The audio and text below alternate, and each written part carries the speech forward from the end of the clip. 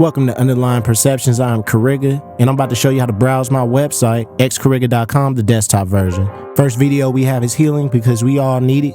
And then if you click on the image below, peep out this beautiful aesthetic of my discography. This ain't everything, but it's a majority of it. Tap in with me. And then right here, expose your catalyst for personal growth because that's the purpose of Underlying Perceptions, and all my social media networks are right under it. Click on the Underlying Perceptions tab. You will see every visual of the podcast available to you. Click on the podcast tab and it will give you every audible version of the podcast and some available to you. So go ahead and load it up, search it up, tap in with it, and hope you enjoy the knowledge given. Click on the knowledge tab. Just like I drop heat, I drop knowledge, free knowledge for the people pertaining to mental health. It will be weekly that I will update this page, so y'all will always stay in tune with me. And last but not least, go ahead and contact me by clicking on any of these icons. I'm Cariga. Welcome to Underlying Perceptions, and be real, not perfect. Now let's get into the mobile version of the app. Right there, you see that Cariga? Just like the desktop version, it's also clickable to lead you to my email. Same with the images here and the music video, clickable. Go ahead and go to the Underlying Perceptions tab, and you can click on any one of these images, just like the desktop version, that leads you into the episode of Underlying Perceptions. Go to the podcast, and you can go ahead and play any one of these audible versions of the podcast available to you while you're accessing other apps, so you can have it running in the background, etc. Go ahead and click onto that tab, and we're going to go into the knowledge tab. Once again, free knowledge for the people pertaining to mental health. I will keep this updated weekly, and I hope y'all enjoy every bit that I do have to say pertaining to mental health and certain topics of discussion. Go to the contact page, click on any one of these icons, and it will lead you to somewhere where you can contact me, tap in with me, and stay blessed.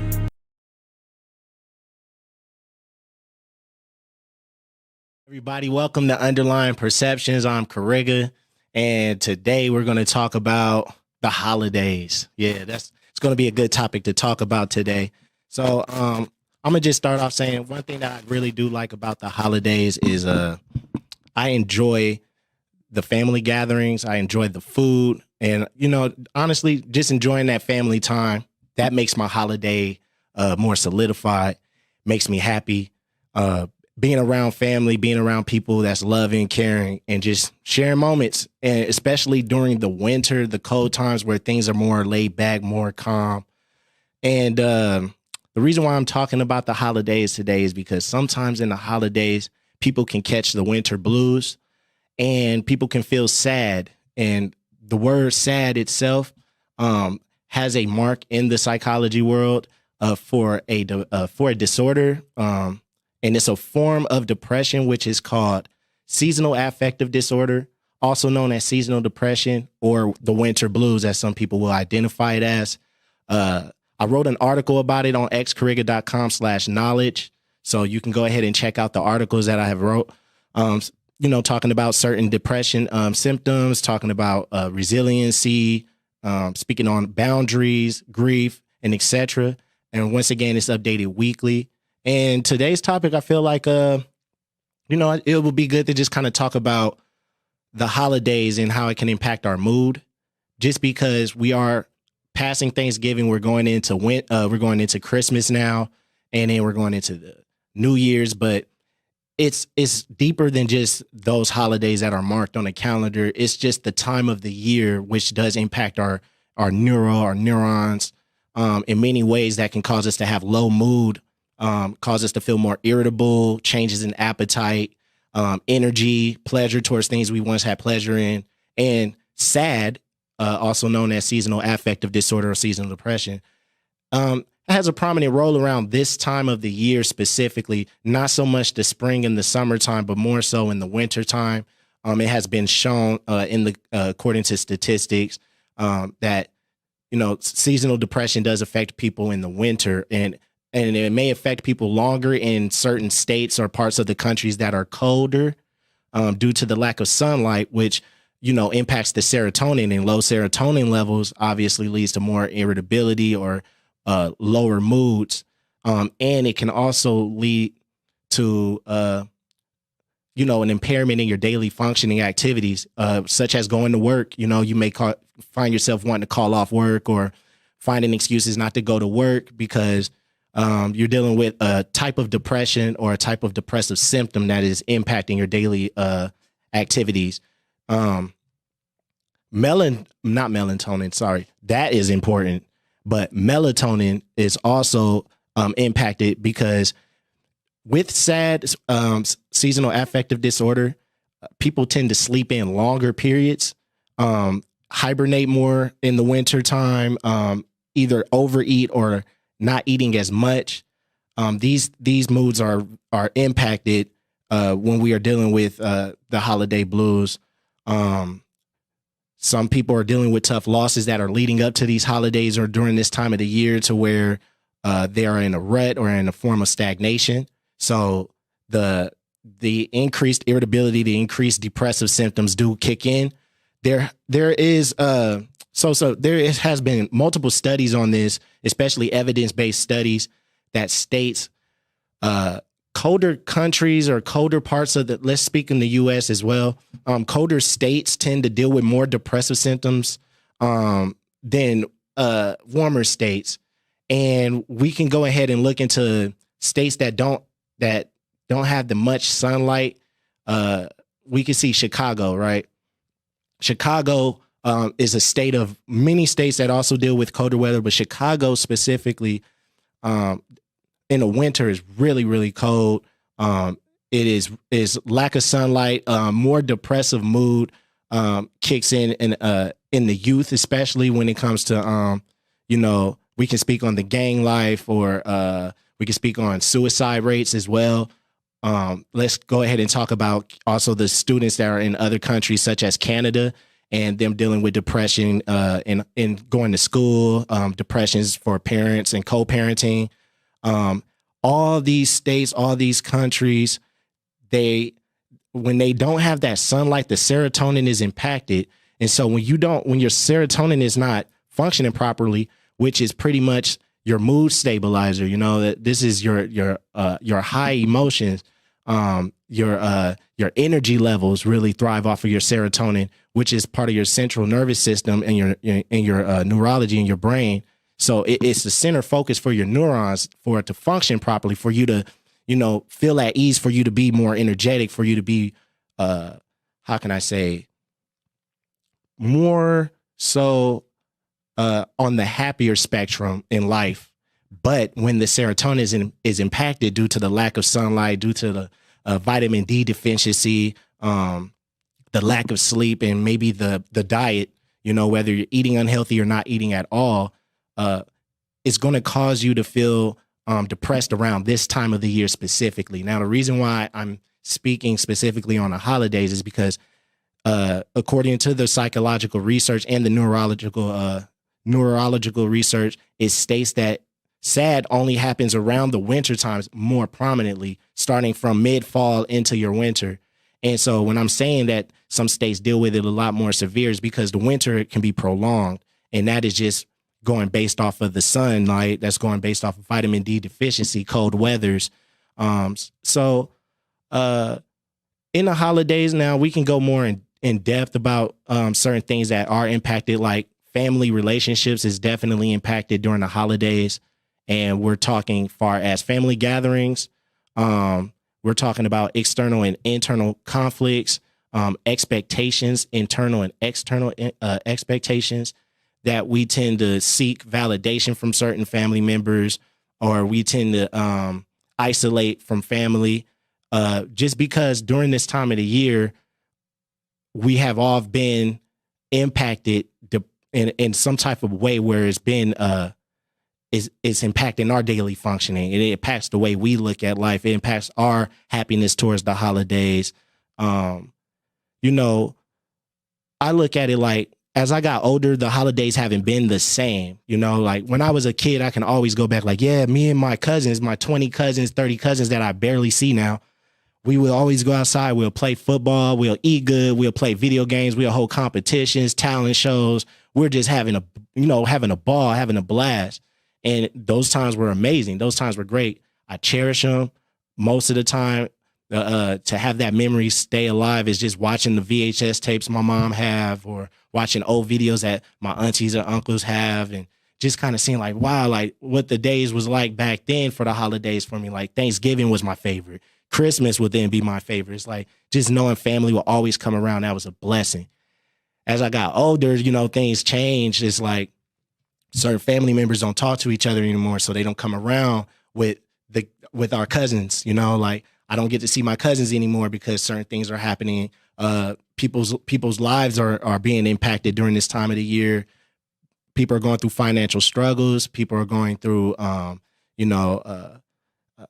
emotional struggles, mental struggles, physical struggles during this time of the year, to where not everybody's able to pop out on these events like that anymore.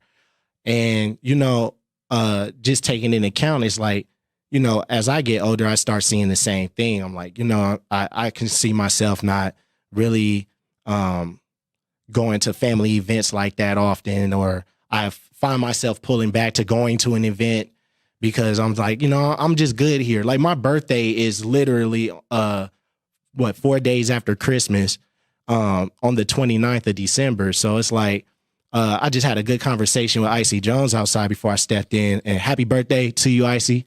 I was just telling him, I was like, I don't really celebrate my birthday like that. And, he asked me, why is that? And I pretty much just told him, I said, I think with me being in the middle of two holidays, we got New Year's and we got Christmas where everybody's doing their own thing, or everybody's already like financially stressed or emotionally stressed or exhausted during after Christmas and going into New Year's and being prepared for whatever 2022 is got to bring to you. And you're still trying to process 2021, better yet, 2019. I was like, I'm good. I think I'm just going to chill back, And he was just telling me like, yeah, it's your celebration of life. Like you should celebrate it no matter what. Like, but I understand like just being laid back, but it makes sense. It's like, it's a mindset thing, but then it's like, maybe that could be like a form of sad or a symptom of sad, where it's like, I don't have that energy, or I don't have that motive to wanting to plan a birthday party or have people come over or turn up. Maybe I'm just good being a homebody and just chilling and relaxing with my family and just, keeping it copacetic at that. But it really puts things in perspective, because I was like, I would, when my birthday come up, I'll be ready to have a great time, turn up. Things was fun, but then like times change. And I think really COVID had impacted a lot. So we will see sad more often during this time. And when I say sad, I'm speaking on seasonal affective disorder. It can prolong. So it's like, we're so used to being isolated in our homes. We're so used to not being able to have that interpersonal connectedness with people. We're walking around with masks all day, so we're not able to see a person smile or talk to a person. It's not the same interaction that you would have back in, I know this sounds crazy, but back in 2019, things are different. You can't reach out for a handshake anymore. Like now you got to be mindful. Like, should I shake a hand? What's the proper gesture of me introducing myself in a more interpersonal way rather than just hi or something? You could do the dap, and then sometimes people take offense to that. Like, what, you think I'm sick? And it's like, man, like it disrupted a lot of our communication. It disrupted a lot with us externally and internally. And I feel that impacts people during the holidays, especially like, the holidays aren't going to be the same because, for one, COVID is still impacting people financially. So during this time of the year, you can be exhausted when it comes to financially supporting your child or family members during the holidays, especially Christmas, where it's like, I don't think I can exceed or reach that expectation during the holidays because I'm going through this. Or people are going through more overthinking. The overthinking thing is like, I mentioned in my article, the external, the internal conflicts or the expectations that we set. So we may set a high expectation of ourselves, and internally we'll be affected by that and feel that since we can't reach the expectation we set for ourselves, that leads us to be more depressed. So it's like, I don't think I'm putting my weight around for the family. I don't think I'm this. I don't think I'm that. And it's a lot of that overthinking process that causes the internal conflicts. The external portion of it is when you can possibly think the universe is connecting to you in a negative, is communicating with you in a negative way. So you would think of an external locus of control, which is, thinking the world has something against you. And yes, that is a cognitive distortion, perhaps, because, you know, your mind reading, you're jumping to conclusions, you're over catastrophizing a situation that isn't certain. You know, it's based off of assumption, and that impacts your perception of yourself or your perception of people because of your interpretation of the world, or how the world view you, or how you perceive the world. All impacts your brain, leads to overthinking phase that you don't know your mind is going through. And once again, it impacts you in irritability. It impacts your sleep patterns. It impacts your communication with people. It definitely impacts your mood. So, you know, going back to the sunlight situation, you know, exercising is very, very important because you're releasing, you know, you're releasing those endorphins. You know, you're working on your dopamine levels. You're working on your serotonin levels when you're staying on your vitamin D, when you're getting the sunlight that you do need. But during this time, it's like it's not often that you're going to get sunlight. So you may catch yourself in that mental rut where you do find yourself low mood, and just letting you know that doesn't make you abnormal. You know, it's just a symptom that, you know, a majority of us do deal with during this time of the year. You think about it, when you're going to work, there's no sunlight at work. You're driving in traffic and you're driving to work when it's still dark outside and it's like 7 a.m. in the morning. Then you're like, by the time you get off of work, it's like, it's getting dark again. And it's like your whole day has just been a ball of stress. And then it leads to all this overthinking, these excess emotions that lead to excess vulnerability, which could then lead to suicide. Now there is research out there y'all could do. Research rates that suicide is higher in the summer. And that's just because, you know, people are more hyper active, and that leads to higher levels of impulsivity. But then suicide rates also do happen a lot in the winter too. That does happen, and it's because a lot of people are undiagnosed during this time of the year. So, like looking at your behavior, not your behavior, but you know, you do have a role in this. But like, let's say you have a video. Let's say you have an old video of your kid back in the day, and you looking at how they were on the holidays the year ago. And then holidays come around this time of the year, you see your child is different. You see your child's a little low mood or depressed. Those are early signs too, just because of external and internal factors that do impact them, impact the household. So seasonal affective disorder is not a disorder that everybody has just because you do feel sad during this time of the year, but it's more so the fact that it impacts you in ways where you tend to isolate more, you tend to sleep in more, and that was number one. Really, it was the the circadian rhythm of our functioning. You know, like getting the sunlight that we need, getting the exercise that we need, eating healthy, or having a good sized portion meals, having a perfect diet. And I say a perfect diet because, the spectrum is either black or white. You know, you're either eating too much or you're not eating at all. And it's just, I feel like COVID kind of showed people what seasonal depression is, but just year round. So the symptoms that I'm talking about where you're like, well, I was dealing with that. I was dealing with that last year. Oh, I was dealing with that this year, is because now, if anybody want to know what seasonal affective disorder is, and the reason why I'm talking about it is because it's been undermined. People don't really talk about this this disorder. They just pretty much give it a name such as winter blues, but usually this goes misdiagnosed. This is not talked about. It's not something that you hear often.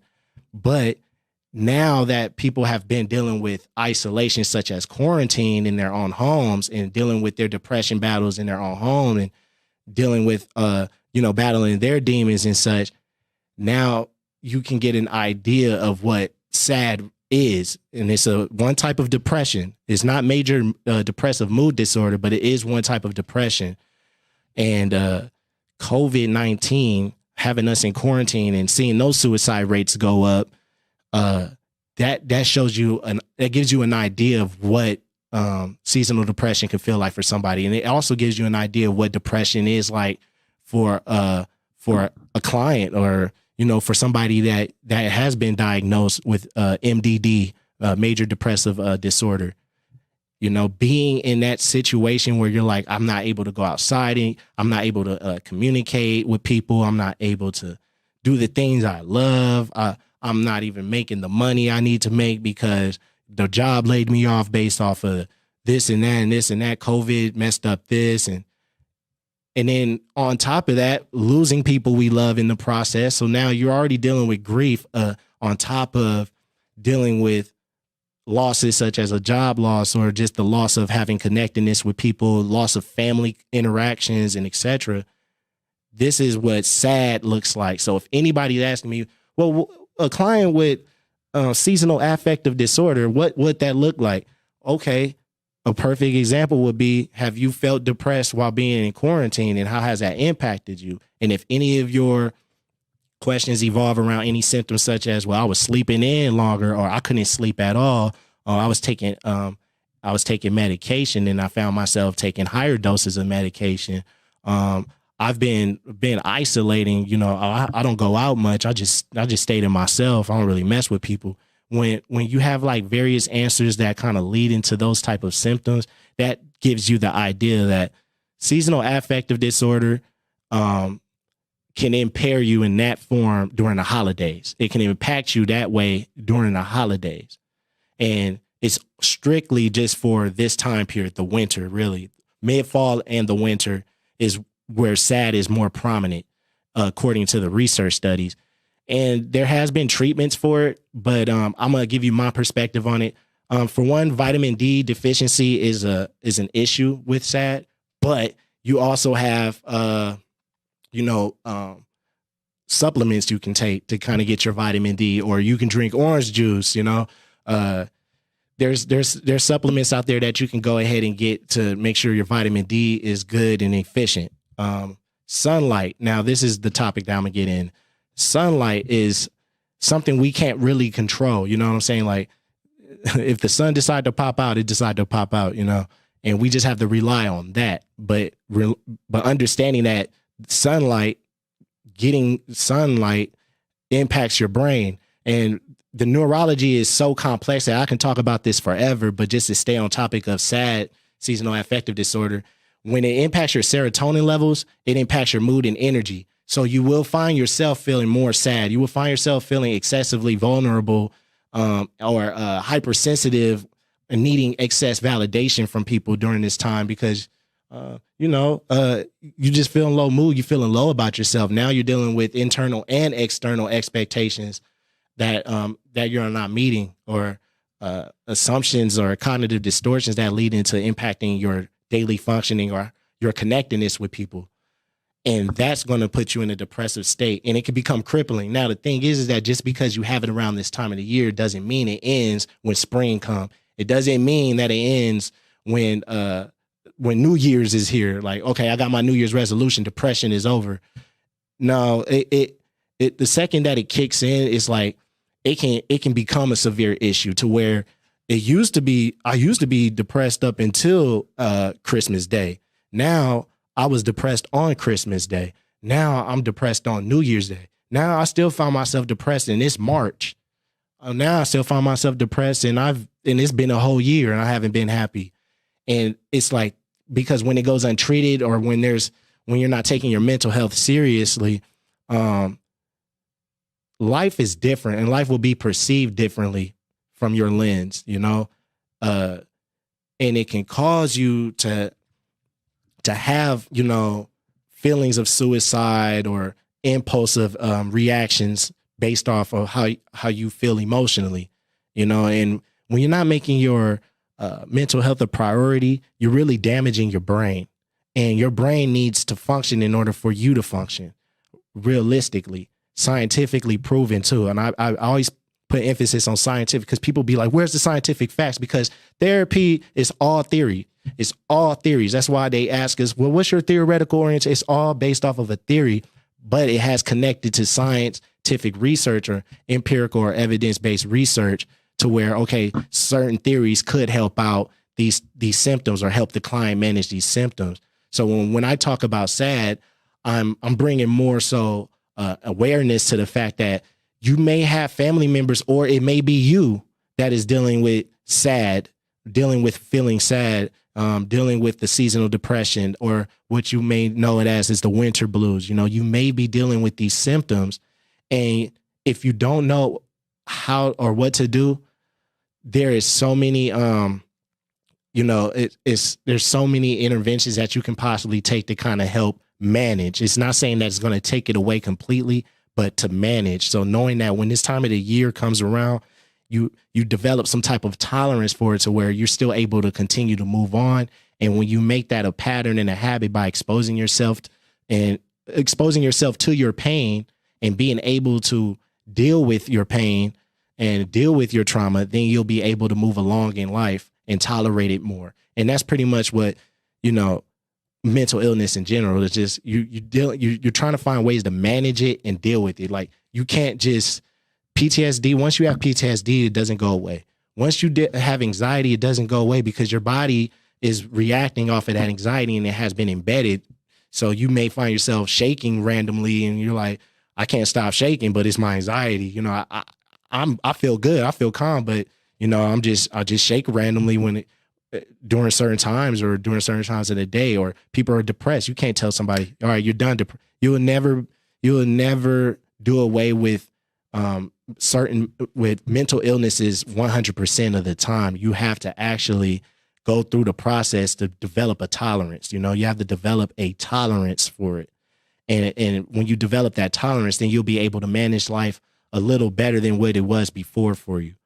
And so anybody that that's dealing with sadness, let's not give people, let's not just, apply these disorders to us just because we're dealing with the symptoms. Like, just because I mentioned these symptoms doesn't mean that you have a seasonal affective disorder, but it's psychoeducating you, letting you know that it is a disorder. And then if you find this happening to you every time around this time of the year, or you find yourself becoming depressed around this time of the year, that's a sign that you should take your mental health seriously and go get the services you need. Now, there are many services. So, I'm not going to speak on where you can go, but I can say, go to your county, wherever state you in, go to your county and get,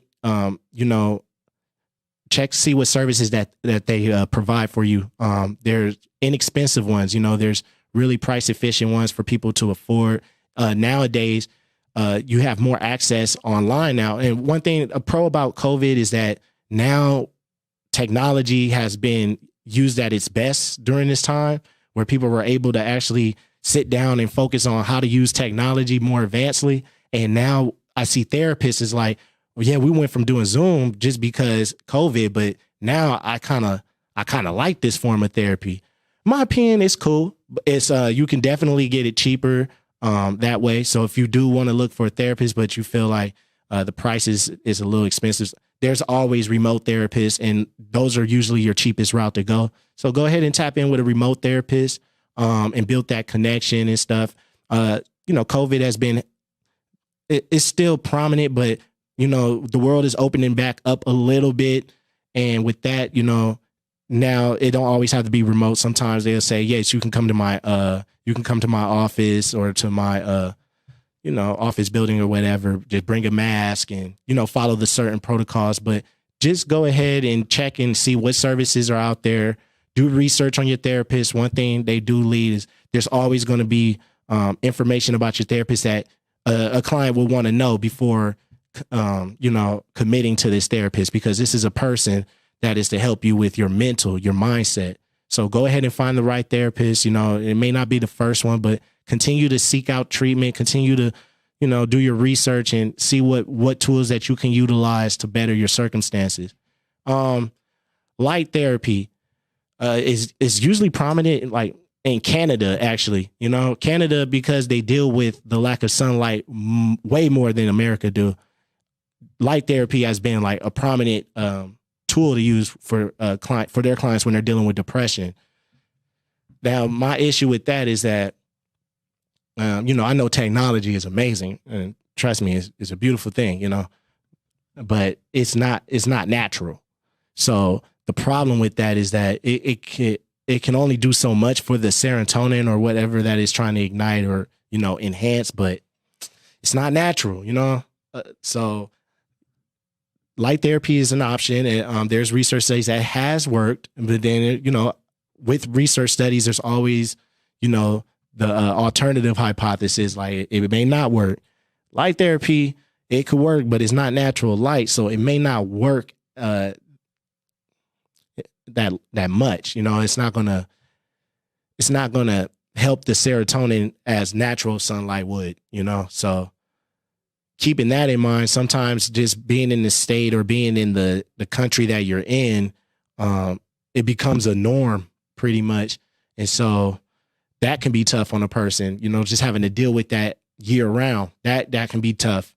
And other countries, I'm seeing are taking mental health a little, is becoming a worldwide thing. I'm seeing, there was a study about, from 2 doctors in Iraq. I think I have the study here. Let me go ahead and title them correctly. And it was a really good study. It was saying the association between depression and climatic conditions in the Iran way to preventative depression. And it's from Dr. Mirzakhani and Dr. Persofa. So they did a study based on Iran, because of the lack of sunlight that they deal with as well around the, mid-fall sometimes. I guess it was stated sometimes in the summer where we're still dealing with sunlight, but not so much over there. They had talked about the dopamine and the serotonin levels as being impacted, and that's causing depression. And, I was like, that's interesting because we never think about the states that are really, or the countries and states that are really cold, like Alaska. Like, I wonder what the depression rates are like that out there in Alaska. We see how New York can be. We know how the East Coast can be. It could be really cold and leading to, very depressive moods. So just seeing that, we have studies out there in other countries talking about things that, we've been trying to make, very emphasized out here in the world of mental health in America. It's a blessing to see because people need to use the internet for tools to utilize when they're going through depression, anxiety, trauma. Use your phone, look up these research articles, because I'm writing one myself. I'm working on a dissertation, and I am talking about the trauma and hip hop and this correlation on how it can help a person manage trauma by expressing themselves in hip hop. And that's just one of many dissertations I'm going to work on, but it's just my first dissertation I'm working on getting published as a doctor in the field of psychology. So I'm like, I do want to talk about music because music is my passion and it's something I love. So I want my first dissertation to be about something I love on top of, trauma, something that I deal with as a human, and putting the two together and collecting different sources, and I do talk about serotonin. I do talk about dopamine levels. I do talk about the neuro because the brain is everything to your functioning. If your brain isn't healthy, your physical isn't going to be healthy, and vice versa. It's like you got to take care of your body. So if you prioritize your physical health at a high standard, you should do the same for your mental health. Prioritize it at a high standard because, when your brain isn't being taken care of, when you're not training your brain or feeding your brain positivity, or if you're not exercising and, you're not keeping up on your health, which impacts the brain, then you're going to see a deficiency in your daily functioning, So think about it. How are you during the holidays? Let's talk about it. How are you during the holidays? Do you find yourself more depressed around this time of the year than any time of the year? If so, write it down, journal something, journal why. Lay it all down on a piece of paper. Use a pen, pencil, actually physically write it down. You can use your phone, but I'm telling you, try to just physically write it down. When you're done writing that answer down, read it out loud about 2 to 3 times, just so you can hear what you're feeling internally. Because that's the thing is we deal with these battles internally and we're leaving it in as it's going to just go away. And it's like, no, it's not going to go away. It's just going to stay there until you confront those feelings. So if you find yourself sad or depressed around this time of the year often, journal why. And then read it out, like I said, 2 to 3 times, and then ask yourself another question. What causes that? You know, what caused you to feel this way? Where did you start noticing that you was feeling this way? How often? How long does it last for you? Because some people can be good by second week of January. Some people may still be going on 3 years, 4 years, to where it's like, hey, if it's going longer than 6 months, and I'm telling you right now, if it's going longer than 6 months, your depression is like consistent in 6 months. And 6 months, you feel there is no improvement or progress in your life. And I'm not saying wait that long, but that is a sign that you are depressed or you are dealing with a mental impairment. You know, instead of self-diagnosing yourself, which is something that we tend to do when we feel a certain way, we're like, oh, I got this. No. There's a criteria that people have to meet. There's studies, there's psychological testing that is done to prove this stuff. So it's like, you can't just self-diagnose yourself. But if you do feel that you're being impacted with depression symptoms or anxiety symptoms or post-traumatic symptoms, etc., you should take that as a sign that instead of fighting that battle by yourself, if family isn't going to be your go-to because they tend to minimize it, or they're going through their own things and they don't have time to deal with your shit, go see a therapist. I know therapy had a bad rep years ago, but now that it's becoming multicultural, now we're having, more people of color in the field. It's making it a diverse entity for people to feel comfortable and safe when expressing what they're going through internally. And like I said in my last episode of Grief, I said we're a vulnerable generation. So therapy mental health in general is at an all-time high. Like, we're seeing our rappers talk about it in interviews, even though their lyrics don't correlate, and that's a part of my study and my dissertation as well. So, we'll talk about that on another episode, but that's something too, and just being able to find alternatives or really, really journal and lay down some coping skills that you do, or, what works when you're feeling sad and what doesn't work when you're feeling sad. How do you express yourself when you're feeling depressed? Do you express it in a healthy way? If so, what are the healthy ways? If you express it in an adverse way, which is an unhealthy way, then how do you express it in an adverse way? What leads you to express it in an adverse way? Write it down, see a therapist and talk to your therapist about it, because there's a thing called APA laws and ethics, and I feel that even a client needs to be up on game about the APA laws and ethics. What is appropriate for the therapist to follow when we provide therapy, because you're telling this person about your life. You're telling this person about everything you're going through that you wouldn't tell your best friend, or that you wouldn't tell a family member or somebody really close to you. You're talking to what is a stranger at the beginning of time about your problems, because you trust them, just like you would go to a doctor and they run all these tests on you. You trust them to give you the information you need to hear and then take the steps to work on it. Therapists too. But you got to find the right therapist. Not all therapists are ethical. Not all therapists are competent, And as a therapist, I'm going to just say what it is. Not every therapist that is, oh, I'm a therapist, doesn't mean they're necessarily competent. Oh, I'm a licensed doctor, doesn't mean you're competent.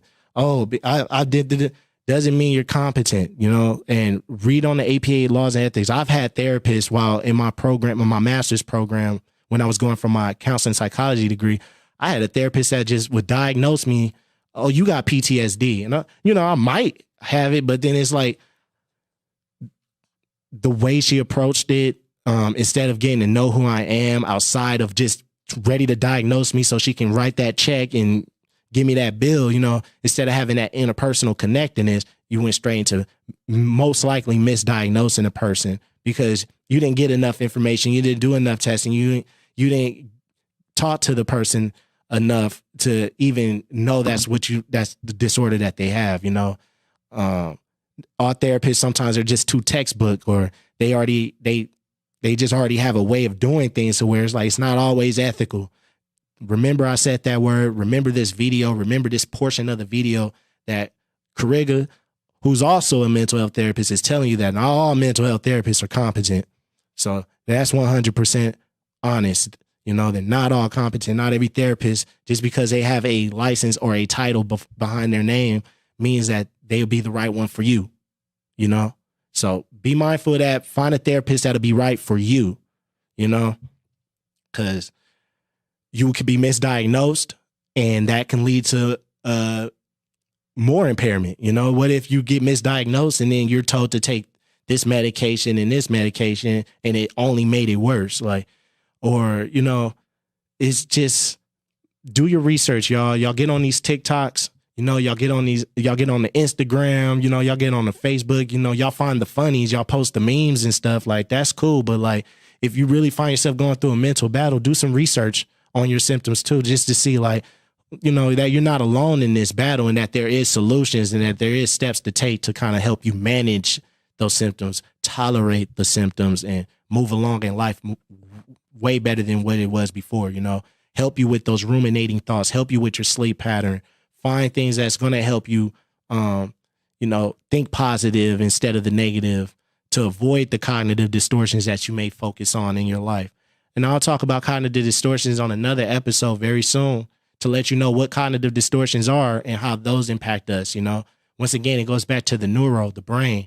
So SAD, Seasonal Affective Disorder, which is known for mid-fall into the winter time. People deal with depression around this time of the year specifically for reasons such as, like I said, sunlight, deficiency, vitamin D deficiency, isolation, hypersensitivity. I may have forgotten to mention that, but hypersensitivity, and many other symptoms, the melatonin, the sleep schedule, the appetite, the change in appetite, and your connectedness with people. Believe it or not, when you find yourself not communicating or connecting with people, or not being around people often, it impairs you. It's going to impair you and impact you. People need to be together. People need love. People need support. And believe it or not, if you don't think that you don't need it, do some self-reflection, on yourself. Are you where you at in life? Because everybody needs somebody, whether you think you don't, whether you have the mentality that you don't trust nobody or whatever. Hey, I understand that, trust me, but you always need somebody, and there is somebody out there for you. And if you do need somebody to be there for you when you're dealing with a crisis mentally or emotionally, go ahead and do research on a therapist and go try out therapy. And, let's not make the assumption that therapy don't work. I'm a true advocate for therapy. It is necessary. It's important. Go do research, find you a therapist, try it out, and embrace the process. Now, the process isn't meant to be comfortable, okay? Because in therapy, you're going to have to talk about things that led to your depression symptoms. Okay, well, if you feel sad around this time of the year, what caused it? What was a traumatic event that impacted it? What made it change? When did you notice change? When you start really digging deep into the core issues and then having to actually verbalize it, that's the uncomfortable process. The thing is, nobody wants to verbalize it, and it's true. You don't want to verbalize it to anybody. You don't want your stuff to be used against you, or you don't want people to judge you. I get it. You don't want to have this perception for people. I don't want them to perceive me in this way, but you're showing the signs already, and nonverbal cues, whether you're talking or whether you're isolating or whether you're irritable and it displays and etc. It shows. So, that energy is going to carry with you if you don't find solutions for it, and instead of finding a solution in every problem, how about we just find a solution and then just understand that it may not work for every problem, but understand that if we can use the tools and mentally train ourselves and mentally strengthen ourselves in preparation that we may deal with these emotions again, it will help you manage your symptoms better. It will help you tolerate things more. So go see a therapist, man. I will always say that. Go see a therapist, tap in with your therapist. I've had 3 therapists, and, my first therapist wasn't the best, but I won't knock the person too much, because at the end of the day, I still learned something. I did my trial. I didn't get out. I just didn't, continue my contract with the person. I just did my time and that was it, and then I moved on to another therapist who was non-Black, and that was kind of tough and conflicting, when you're trying to talk about your depression and stuff like that. sometimes I feel, especially with this one, I'm not going to generalize all non-Black therapists, but I just feel like it was just minimizing, you know, and sitting in these rooms with some non-Black therapists or non-Black clinicians or practicum students and etc. I can see they don't understand the struggles that the Black and the brown go through, you know, and it shows, and I'm seeing it as a professional and I see it as a client. So it's like I could do a dissertation on that myself. And I kind of see like, you know, it's like I could talk to him and he was hearing me out, but there was a lot of minimization. It was a lot of textbook solutions and it was a lot of unrealistic solutions where it's like, but I'm already in my therapist program. Like I have to do therapy with this guy, you know, so I had to get my hours with him. And it's just like, I did my time. Once again, you know, I didn't back down. I did my time with him, but it was just like, yeah. As a therapist looking from the outside in as well, I was just like, I wouldn't want this guy to be a therapist I wouldn't want to be this therapist for any of my clients. Let me say that. I wouldn't want to be that type of therapist for my clients, you know, non-Black or Black. I wouldn't want to be like that for my clients, you know? And the thing is that I feel that you have to do research on the type of therapist. Like if you feel like a therapist isn't going to understand your struggle or what you've been through, don't go to that therapist. If you're reading up on a therapist that look like they got an understanding of where you come from or share similar interests of what you share, and you're like, okay, seek consultation, see if this is the person for you, do a session or 2, 3, and just see how that go. And then, you know, and you will see some progression in your life, you know, but find that right therapist that's going to help you move. That's what we do. We want our clients just as well as we want ourselves and our well-being. We want to progress in life. We don't want to fall down and not get back up or know how to get back up. You know, some people can fall down and be like, all right, I can use 2 hands and push myself up and I'm standing again. But some people are like, I don't know how to use my hands. And you're like, you don't know how to use your hands. To you, that may sound crazy, but to them, they really don't know how to use their hands to push themselves back up.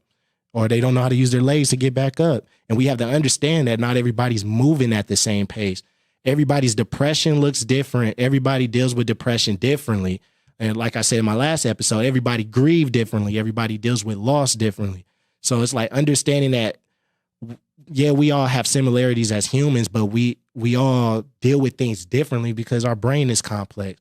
Our brain functions differently. And that's why I say cherish your brain. Take care of your brain because it does impact depressive mood, anxiety, traumatic responses, and etc. So once again, go on my website, Xcariga.com. I got tabs right up at the top right of the corner of the screen. Man, just go ahead and click. Man, I promise you the website is lit on the mobile version and the desktop version. Both versions look completely different, and I did that on purpose. So if you want to know what the desktop version look like, go on the laptop, go on the desktop, go check out the website. You'll see what I'm talking about. If you got your phone, go ahead and go to Xcariga.com. And you'll see the difference, you know, but all the tabs are the same. You can go check out the Underlying Perceptions episodes, also sponsored by Room Service Radio. You can also go on the Knowledge tab. You will see articles on mental health. You know, I feel like the reason why I'm doing that, you know, I had that question where people like, you know, like, yeah, man, I know you rapping, but now you on the mental health thing. We love it. Like, what's up with it? You know, I had a homie ask me, like, what's up with the article thing? Like, why are you doing the articles? I like it, but like, what's the purpose behind it? And I said, because in my raps now, I like to rap and try to get the word of mental health out there. Like, you know, trying to advocate for mental health in my music. But with lyricism and rhythm, it's like, it's an art, you know, and it's like, every thought that I have, I can't fit on a 2-minute, 3-minute, 4-minute track. And I'm not trying to make no 1970 length songs. You know, I'm not trying to make no 15-minute jam sessions or trying to get the point across because people lose interest. But I know that I have a voice out there, and I know that working in the group homes, I have a lot of the youth that's following me on whatever account they following me on, tapping in. So it's like, you know, I'm leading. I'm being a leader in what I'm speaking about. If I'm going to be an advocate for mental health, I got to walk by that, and I'm working on myself. But I also know that I got the youth watching me, and I got many other people watching me. Where it's like, okay, if my voice is, if I got a nice sized voice that can reach some people out there, let me go ahead and drop some knowledge. You know, people love my lyrics, people love my music, my rap. So maybe it's my mindset that I can just go ahead and share with people. So I'll talk about topics like compassion, resiliency, things that I always talk about in my music, mindfulness, healing, my interpretations based on the research that I'm doing, compassion, resiliency, epigenetics. I'm big on epigenetics, but if you want to know more about it, I wrote it in a way where you can go in there, read it, and get a general idea. I'm psychoeducating and providing general ideas to these disorders, to these symptoms. So nobody is left like confused or like mental health is so complex that we don't understand it. But it's like, no, I can teach it. I know I can teach it in a way where you can understand it, So, because doctors are going to talk like doctors. Doctors are going to say these words that sound big and whatever. But honestly, there's simpler ways to put it down. And if you go on my knowledge tab, you can go ahead and check it out. I wrote it in a way where it's understanding and it's just a general idea of what it's about, Now, it's not for you to go on there and just self-diagnose yourself. And I got to put emphasis on that. It's not for you. It's not saying that just because you're dealing with these symptoms specifically, you have this disorder. No, I'm not diagnosing nobody, but I am saying that if you do feel that it is impairing you constantly and consistently, go see a therapist. Go ahead and read up on it. Do research on your symptoms to see who else is out there dealing with these type of symptoms. Do you think you need to go see therapy?